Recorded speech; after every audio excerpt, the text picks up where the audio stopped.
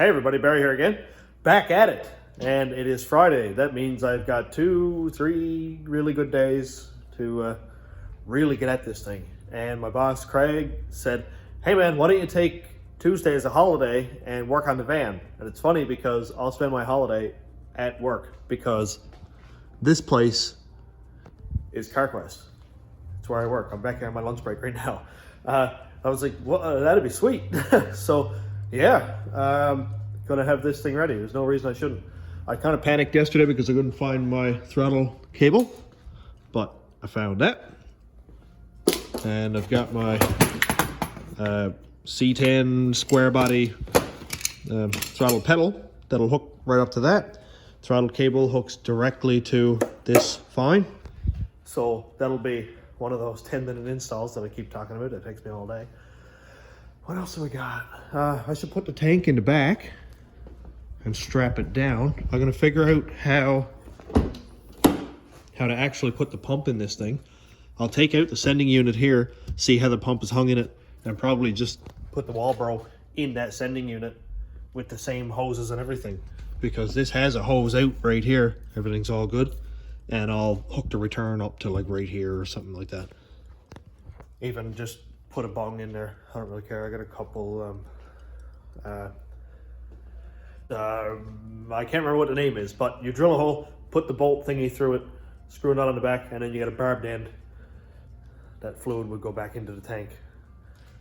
Somebody tell me what it is before I have a panic attack. Anyway, I got the VE table sorted out. There's a mess on the bench right now. I gotta clean this up before I start. So VE table is getting a lot smoother. That's just a start. That'll help me get my tunes sorted out a lot easier when I'm actually moving, because before it was all spiky and gross, and it's so hard to get a good tune when it's going richly and all over the place like that. What did I get done yesterday? Intercooler piping is done. I might throw a flick of paint on that if I get time. IAT is mounted in the tube. Wastegate is hooked up. The hose is down here. I got my kind of sloppy trick done to it with a Y on a 5-pound spring, so it'll make 10 pounds. That'll be cool. Also, I got the fuse block hooked up so that when I turn the key on, it'll power the PCM, but I can't figure out the starting system thing yet, because with the van, if you turn the key to on and then flick it on to start, but let the key go, it would crank and crank and crank until the engine started and then stop cranking.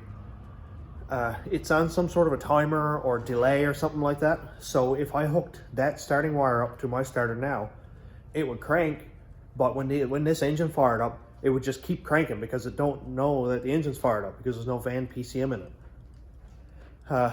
And I've tested it by listening to the relays that when I flick the key, the relay will go click, and then 8 or 9 seconds later, it will go click, like, you know, turning off again. So if there's a way to bypass that, could you let me know? Or if you know what wire goes in before this delay thing, shout it out, because I'm just gonna put a push button in there for now, but it would be really, really cool to be able to actually start it with the key also.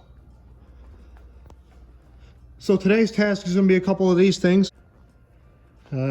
Finish wiring up everything here, run new grounds. This is my ignition trigger wire for the PCM. I'll run that to the ignition switch from one of these fuses or something here.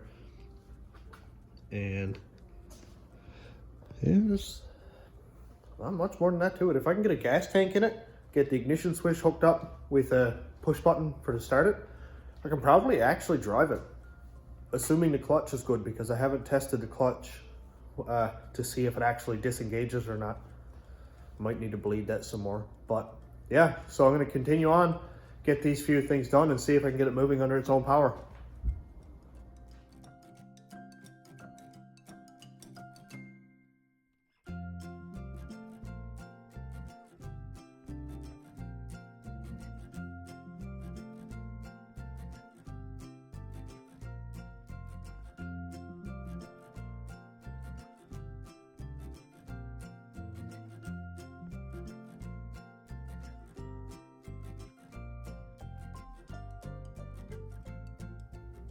Well, that looks a whole lot better. Now I can breathe easy while I'm working. I think what I'm going to do right now, I wasn't going to, but I keep looking at the center console and it looks ugly, so I'm going to go and cut the back out of this one. I think it's got to be cut like right up around here somewhere. So I'll take out just enough to put the shifter through, and if it needs to be trimmed, I'll do that. But I should be able to do this whole thing without actually making it look like it was modified, which would be kind of sweet.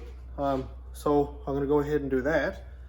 And maybe roll the carpet back up, and yeah. Also, I got a button for the starter, which I have no idea where I put. Oh, here it is. Let's get out of the dark. This is a heavy-duty momentary start switch. Pollock makes it.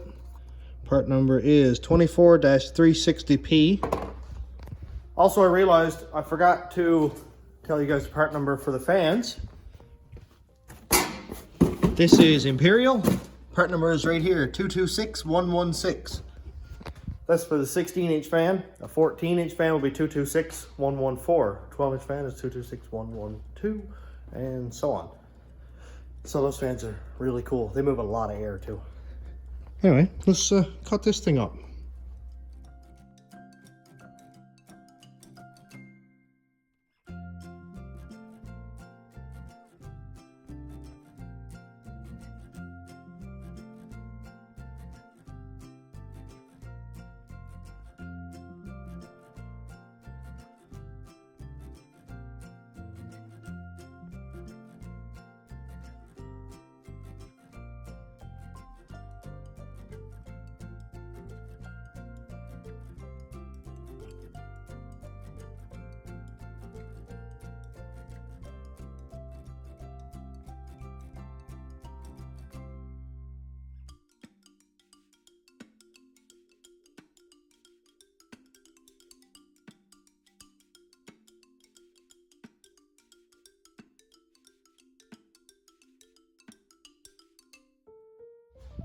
Well, that's kind of cool. Factory looking. I mean, not necessarily, but close. That's really sweet. I'm going to roll the carpet up over it, check to see how much metal I got to put in over the tunnel and stuff like that. But for now, I'm going to roll the carpet up over it, see how it goes with the pedals, see how it goes with the shifter, all that other fun stuff, and see if I can get the interior back to looking half stock by the end of the night. That'd be sweet. I'll bolt the seats in. I got to put the starter somewhere. I was hoping to be able to hook it up to the starter switch, but it looks like the CAN bus system is not going to communicate with the engine I've got in it. Whatever. I can turn the ignition on with the key and then go boom with a little button, which is what I have over there. But yeah, I'm really happy with how the shifter looks. I turned it wicked. Doesn't interfere with the cup holders at all, and goes right through that little parcel package thing. Sweet.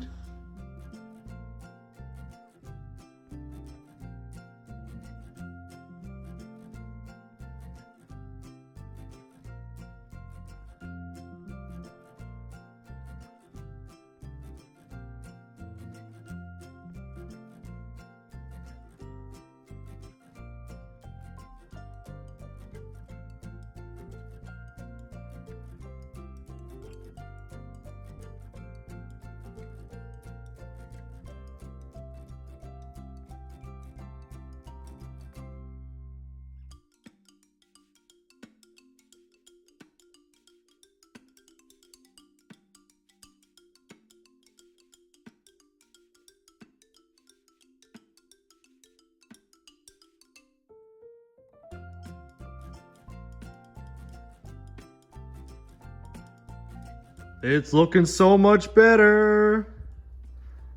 Getting a little bit in at a time. Transmission and everything are all covered over.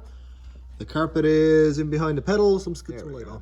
The carpet is in behind the pedals and it looks okay. It's not perfect, but looks good.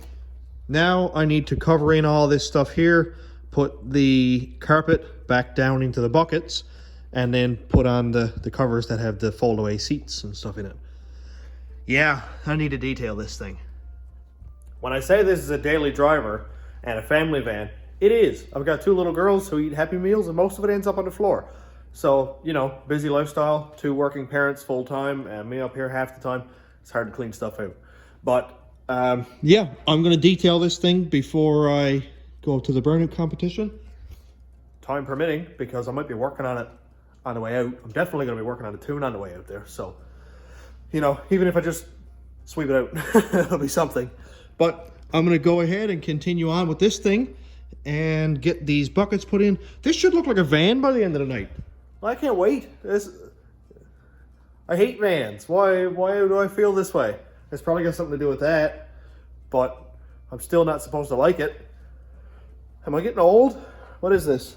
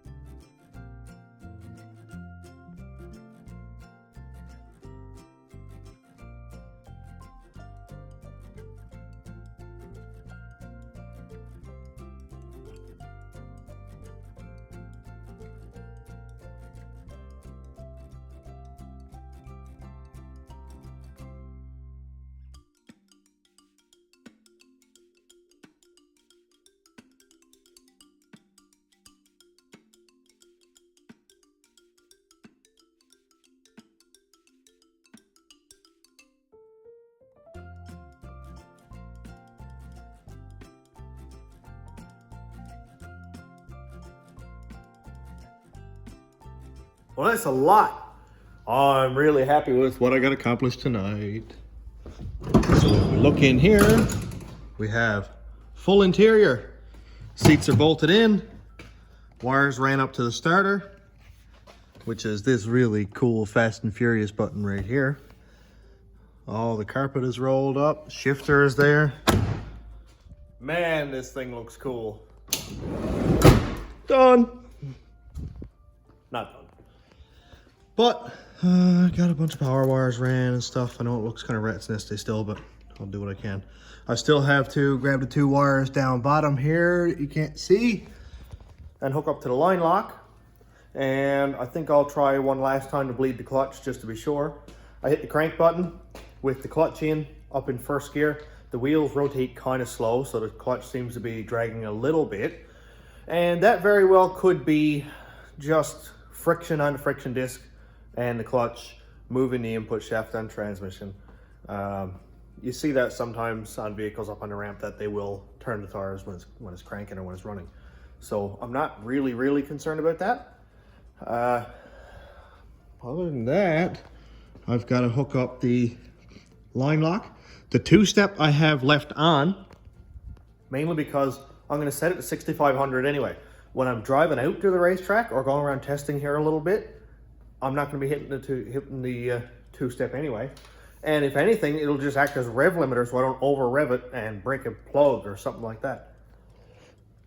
So I've got a few things left to install. the new bolts on the drive shaft. One of these new coolant temperature sensors. I'm not sure which one it has, Gen 3 or Gen 4. New wires and new LS9 plugs that I got to gap. I'm going to gap them to 28 thousandths just to be sure that they're not going to blow out on me. And yeah, that's not going to be tonight because I'm finished up here for tonight. So this is Friday, long weekend, or it's going to be a long weekend for me. So I'm going to get a lot done. I'm hoping to have it pretty much ready to drive maybe by tomorrow or the next day. And you'll see that in a video before you even see it on the video anyway, I guess. So yeah, I'm going to finish her up here. Thanks for watching, everybody. Have a good night.